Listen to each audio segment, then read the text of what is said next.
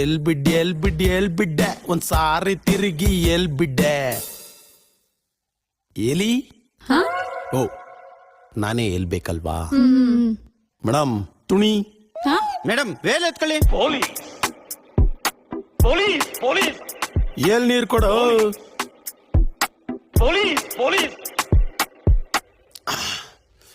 ಬ್ಯಾಕಲ್ಲಿ 3 ಮಾರಿ ಇದೇ ತರ ಆಗಿತ್ತು ನಮ್ಕ್, ಈಗ ಸಿಕ್ಕಿದಾನೆ.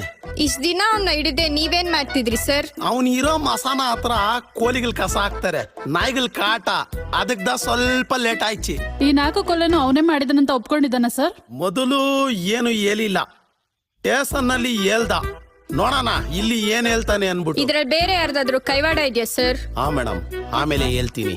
ಇವಾಗ್ಲೇ ಎಲ್ಲ ಹೇಳ್ಬಿಟ್ರೆ ಏನ್ ಥ್ರಿಲ್ ಇರುತ್ತೆ ಹೇಳ್ರಿ. ಪೊಲೀಸ್